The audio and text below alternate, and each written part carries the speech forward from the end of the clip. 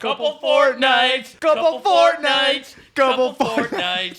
Hello and welcome to This Is. A couple fortnights ago, we did a little tier list about the worst, the weirdest, the wackiest handhelds, and some of you were not happy with that tier list. You said, you forgot this and that and this. We didn't include those ones because they were not commercial successes like the rest of them. So we have the rest of the handhelds that you told us we forgot here. So today, we're going to be taking a look at some of the weirdest handhelds of all time. Let's see what we got. I'm excited. All right. The Tiger Electronics Game.com. I remember the Game.com. Do you remember the Game.com? I remember the Game.com, which was released in 1997 and discontinued 3 years later because during that time, it sold less than 300,000 units. I'm going to Game.com. So this was the first game console to feature a touchscreen, and it had not one, but two game cartridge slots. It could connect to the internet via an internet cartridge, so I guess it really only had one cartridge slot when you wanted to actually play a game. So when you got a high score of 6 in Tetris, you could tell them. 6? I'm surprised that Tiger Electronics gave up Game.com. Yeah. Hopefully they acquired the bag for that. The Watara SuperVision. This was released in 1992 for the low price of $49.95. The top part looks exactly like a Game Boy. High quality stereo sound, green display. I mean, that looks like they straight took a Game Boy display off. But instead, some horrible mishap happened to the bottom. Just look at that D-pad, and if you stare at it for long enough, you can hear what that sounds like. I feel like if you just rub your hand over a sponge, you'll get the same effect of that D-pad. Here's a pitch for you, Matt. All right, pitch me. The Game Boy is incredibly popular. The kids love it. So what if we make a shitty version of it that has all the worst parts, including the terrible green display, but we make it even worse with fewer games that are essentially all shovelware, a D-pad which would make your mother cry, and we call it the SuperVision. No, so the reason this is so cool is for one reason only. Okay. The 90s kids are gonna know it. This was the grand prize on Legend of the Hidden Temple. Wow, that sounds like a punishment, not a reward. I wanted this so bad because of it. The Cybiko. I do remember this one. Time out. What in the MC Escher is this shit? The more I look at it, the worse it gets. Even the keyboard slides itself up. You got your buttons that go whoop. This was released in 2000 for exclusively cool teens. Oh, good lord. This thing had two-way radio, so you could get at me at any time. It had text messaging back and forth to each other. Texting when you were in high school, that was kind of hard. But for us Kyles, we had a way to talk to Bays. You had 430 official games and apps. That's way more than iPhone ever had. It had MP3 cartridge, which I don't even remember what that means. But also had a dating app. I was swiping left and right on biddies left and right, man. Kyle, was this before or after you hit the vape juice a little too hard? I mean, if this had a vape built into it, perfect device. I get that it seems kind of cool. The industrial design of this makes me uncomfortable. It also came in blue.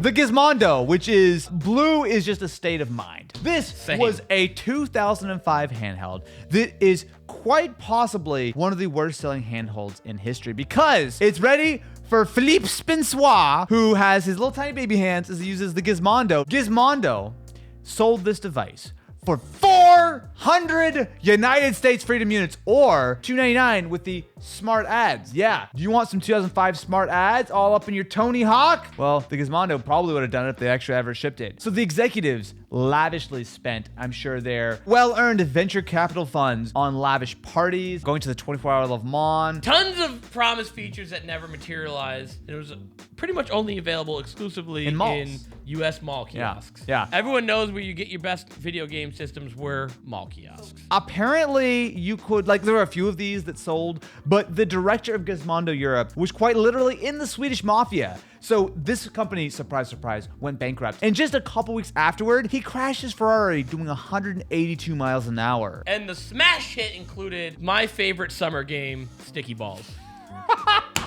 Select a Game by Entex. Oh, I know what this is. The console is literally called Select a Game. You can select your game. Remember when we built the Switch Book? Yeah. Which could have 2 players back-to-back playing? Yeah. The Select a Game had that ability way back in 1981. So this it is did actually have- where we got the idea for the Switch Book. That's probably it. This had a screen that was very similar to like a digital clock. So it's like a VFD display. Obviously, it was only like red and blue, and it looked quite bad. But it came with Space Invader 2. There were 5 other games, like Pac-Man. It actually is kind of all right for the time. You had some high-quality games available, like Baseball 4. 1981 was a time where handheld gaming wasn't so much of a thing. So like the fact that you have like replaceable cartridges and different games and stuff, but you can see how this led to Game Boys and all the actual good consoles that came like a decade later. Mega Duck! What the duck is this? Released in 1993, known as the Cougar Boy.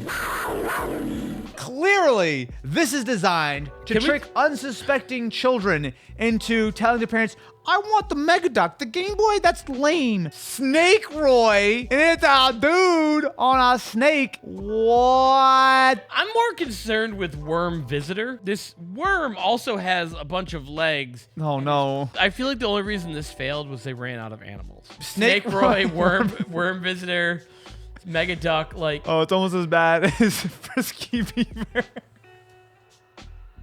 So this is the one that most people got mad about that we didn't The include. WonderSwan? Yeah. You didn't include the WonderSwan? Well, we had the Mega Duck. A lot would argue that the superior waterfowl named handheld was the BanDai WonderSwan. The WonderSwan! So this was from BanDai, who obviously make a wide variety of games, but they're trying to get into the console space. There's a real argument to be had. This was the proper successor to the Game Boy, because the architect of the original Game Boy, he actually went on to create this. And you could argue that it was a little bit more of a forward-facing device. It 16 bits! So Ain't more than the Game Boy. They sold a lot of units. Problem is, it was in only one market.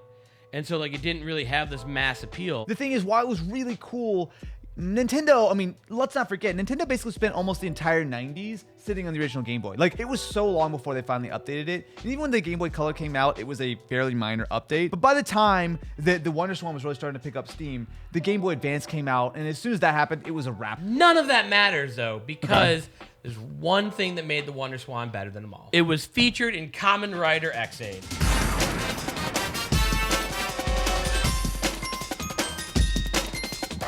Cool, wow. All right. I've learned so much that I didn't need to know. Moving on, the Digiblast. What I did in every The Digiblast. Friday night in high school. The Digiblast. Oh my god.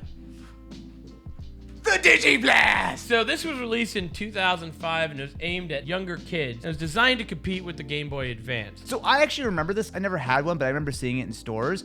I always thought it looked more like a cassette player or something. It looked a little weird to me. Like it had really cool features on the box. It had like a cartridge you could do that was an MP3 player. But like the problem is these were like cheaply made. The people who had these definitely got them from like an aunt or a grandma. Yeah, who, you're like, not cool enough to get a Game Boy, so Yeah. you get a Digiblast. They only sold 100,000 units. No, it wasn't even that simple. They sold 100,000 units because they launched in 2005. No one bought them, they went on clearance. So they relaunched it in Yeah. holiday of 2006, and that still didn't really help them that much. It's almost like the Digiblast was relegated to the Digipass.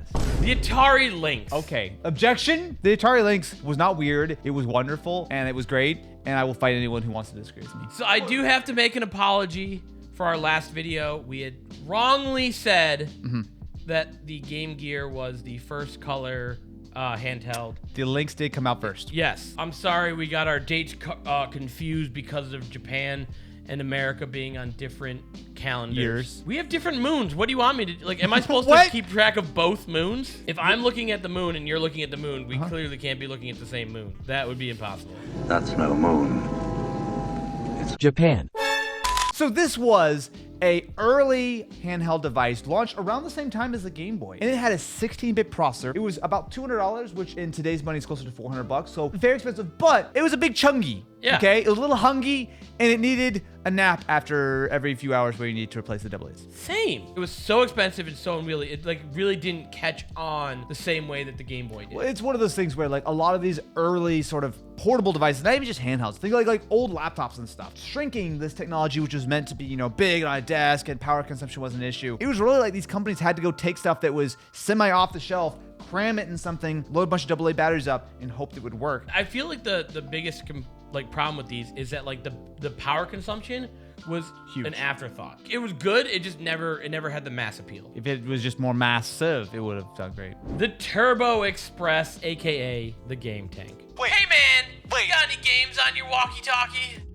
No! This was a portable version of the TurboGrafx 16 / the PC Engine, and it was chunky. So copy and paste everything I just said about the Lynx with the TurboXpress. To be fair though, I like this was actually larger. 8-bit processor, 16-bit GPU. Yeah, my friends, GPU, look it up. It stands for Except- great power underneath. Throw your Nintendo Switch in the garbage. This bad boy can be hooked up to your TV. It could be hooked up to your TV. You could also get a TV tuner for it. Yeah. You could watch TV on your TurboGrafx TurboXpress tanky boy? Yes. Are you trying to tell me that there's a mobile device that allows you to watch television in the palm of your hands? I've said this before. All right. The reason these failed is because no one wants to watch TV portably at all. If you're watching this video in anything other than an amphitheater, you're a dirty pirate and you should be ashamed. Yeah. Next up, we have the Tiger R-Zone. XPG for Extreme Pocket Game. There are a lot of problems with this, mostly the fact that it's called the XPG. Can I just draw your attention to the buttons? It is CDAB. Excuse me? I applaud Tiger because they love to try and make something different, but man, did they never succeed. Well, you know what though? I'm glad that after the R-Zone XPG took the world by storm, they had the Game.com to fall back on. It was literally hit after hit over at Tiger Electronics. Are they still in business? I don't think they're still in business anymore, are they? Tiger Electronics was just like so much worse with shovelware than like Nintendo or Atari ever were. These weren't games. These were games. The uppercase A, lowercase m, uppercase E, lowercase Like it'd be s. like GAIMS. No, but no, hang on, Matt. We gotta give it some props here. You know what the most extreme pocket game that I've ever tried is? What's that? Frantically pressing the subscribe button and then ring-a-ling the ding-a-ling button on the This Is channel to make sure that I'm always notified as soon as your buddies Austin, Matt, and Kinsey and Aaron all have some high-quality entertainment to directly feed into your eyeballs. Thankfully, though, you don't have to watch this video on an XPG. The amphitheater will do just fine. Like, follow, subscribe, and let us know what weird handhelds we forgot for the next one.